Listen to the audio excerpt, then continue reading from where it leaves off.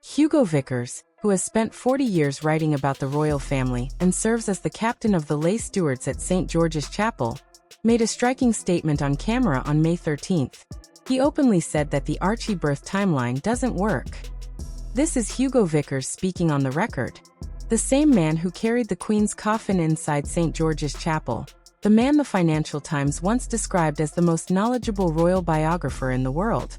His latest book on Queen Elizabeth II entered the Sunday Times top 10 shortly after release, and was later serialized in the Daily Mail. Now, the same concerns that Lady Colin Campbell has been raising since 2020 are being echoed by an establishment historian with major royal credibility.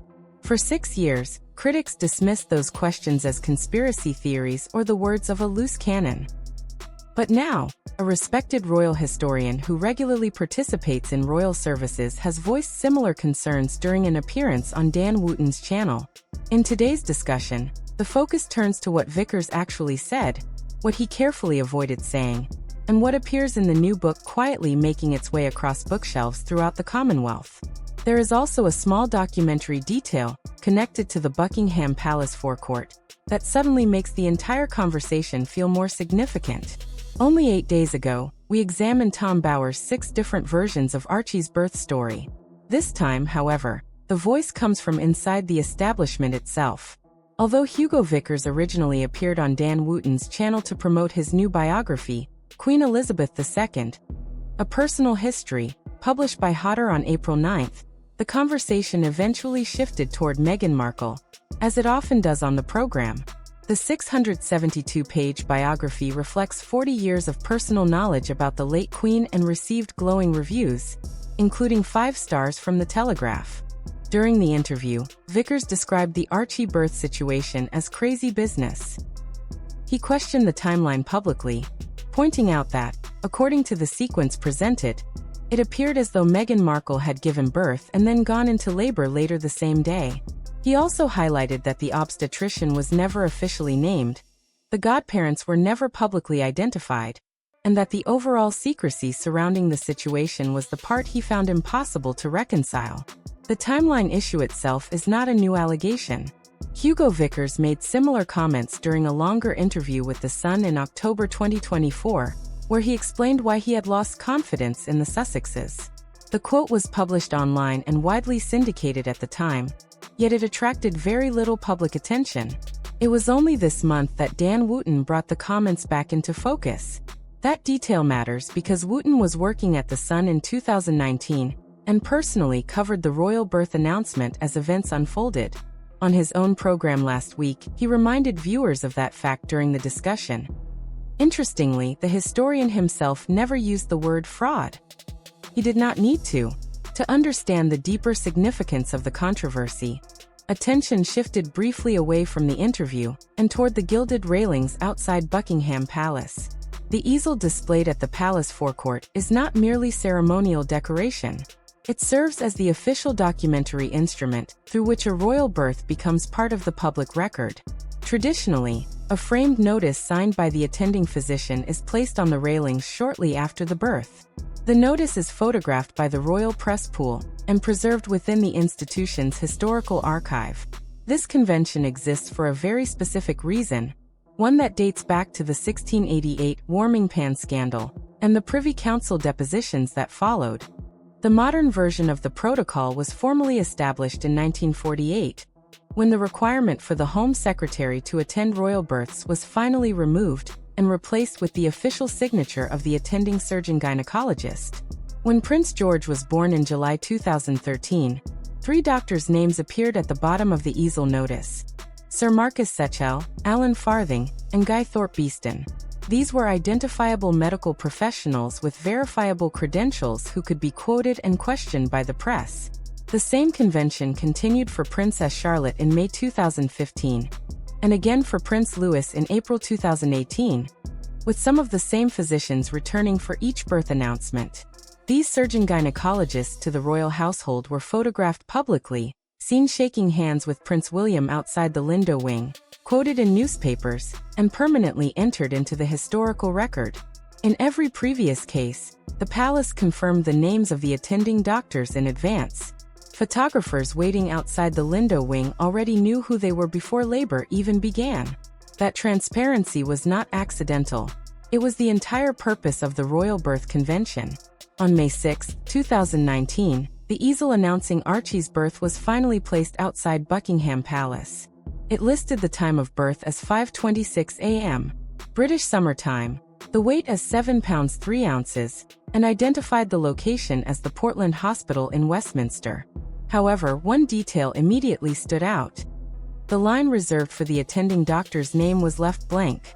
When journalists approached the Portland Hospital for clarification, the hospital released only a brief congratulatory statement and cited patient confidentiality. In hospital language, that effectively meant they would not discuss any details publicly, which is entirely within their rights. Hospitals are under no obligation to release private medical information. Yet, according to critics of the timeline, every public account of what happened inside the hospital that morning has relied entirely on only two voices: Prince Harry and Meghan Markle. No doctor's name was publicly confirmed, no midwife spoke on the record, and no member of the hospital staff ever provided an official statement. This absence of documentation became a major talking point among royal commentators. 4 royal birth easels had now appeared over the years. 3 included named doctors, while 1 contained a blank space.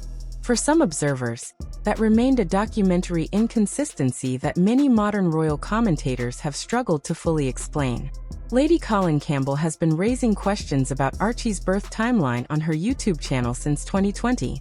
Over the course of 6 years and hundreds of hours of long-form broadcasts, she has repeatedly discussed the issue from her office at Castle Goring, often seated before bookshelves displaying the 7 royal biographies she has published since 1992.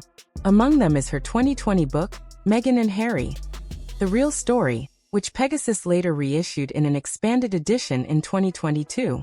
Throughout that time, Lady Colin Campbell became one of the most widely cited public figures questioning the official timeline surrounding Archie's birth, though she also faced intense criticism for doing so. Supporters of the discussion now argue that the focus should no longer be on whether Lady Colin Campbell raised these concerns, but whether Hugo Vickers independently echoed them. And he did so publicly on camera, during an interview promoting a Sunday Times top 10 best-selling book.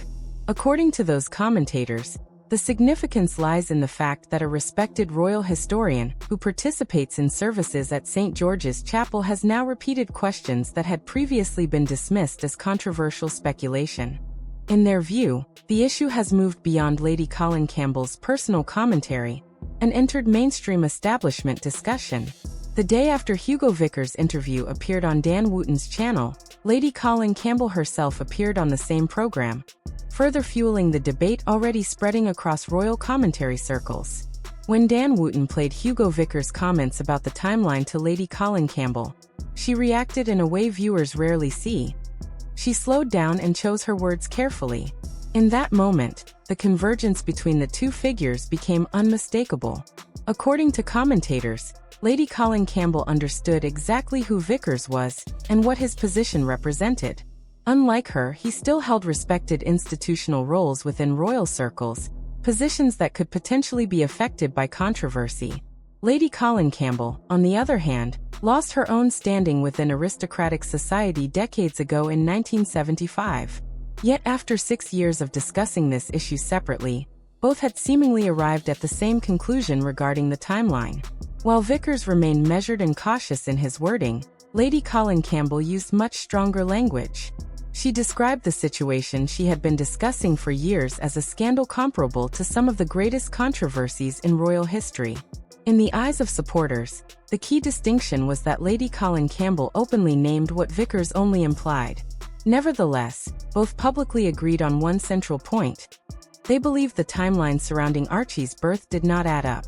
The wider focus of the discussion, however, revolves around Hugo Vickers' latest book, Queen Elizabeth II, A Personal History.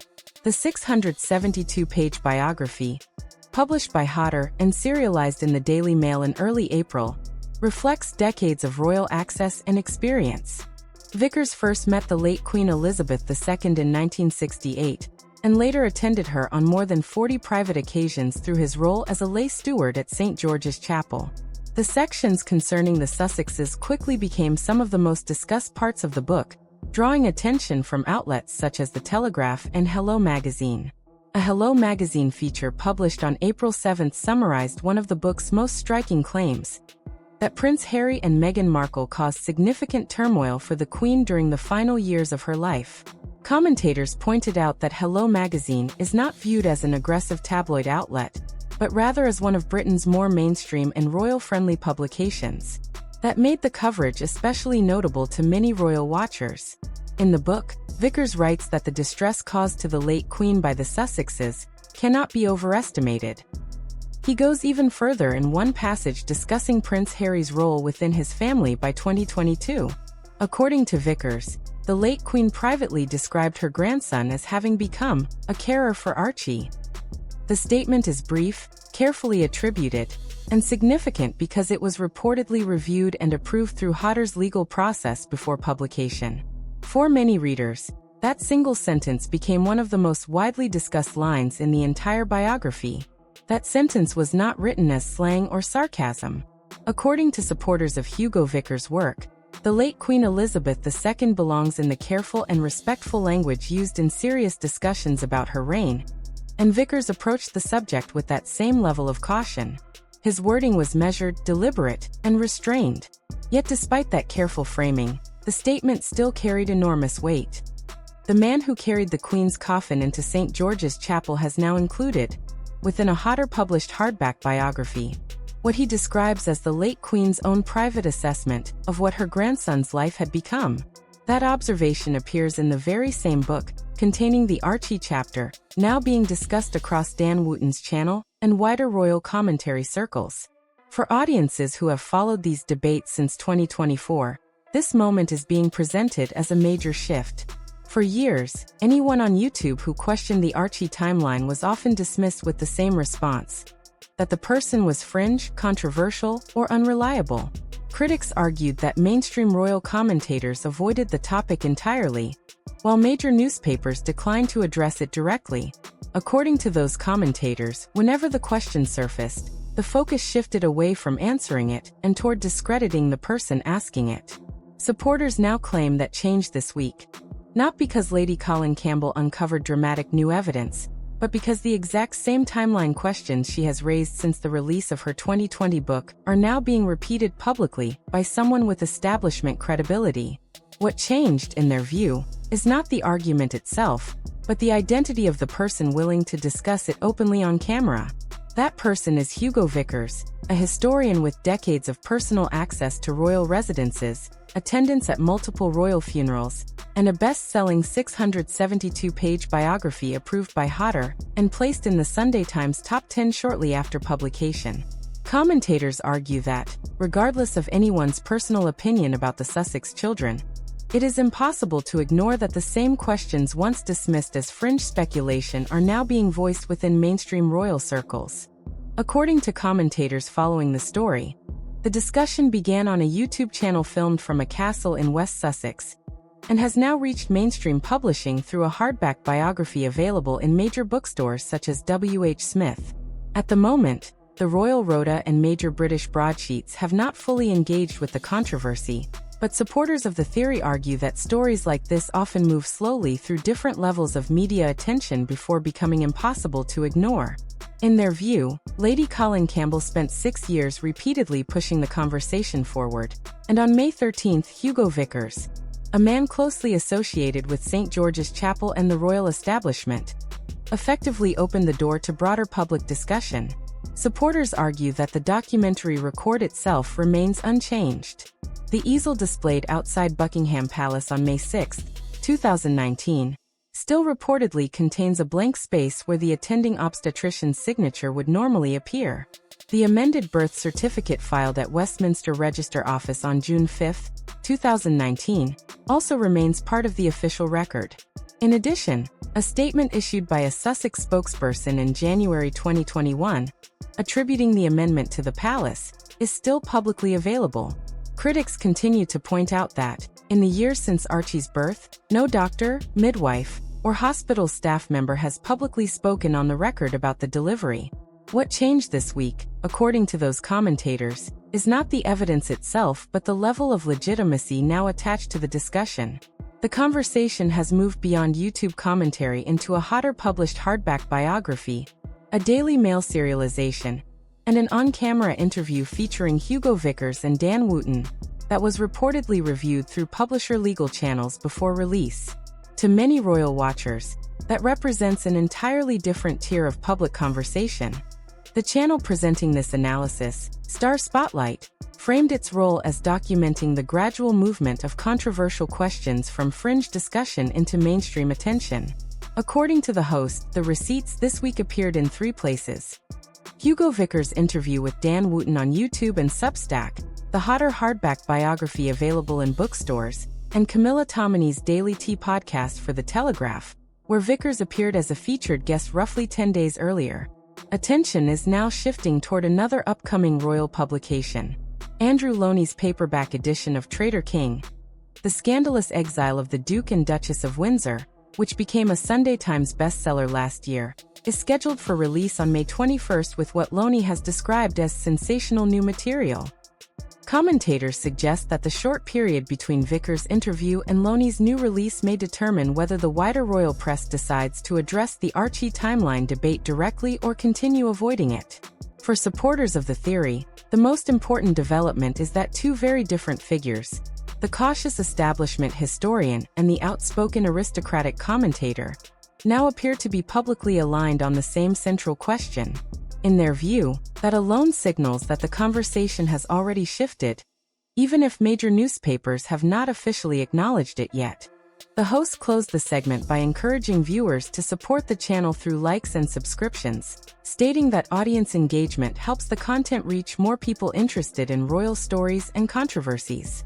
Viewers were also teased with upcoming coverage later in the week, particularly surrounding Andrew Loney and material that the presenter claimed was not included in the hotter publication. According to the channel, the next chapter of the story is expected to arrive on Saturday, with promises of further discussion and analysis connected to the ongoing debate surrounding the Sussexes and the wider royal narrative.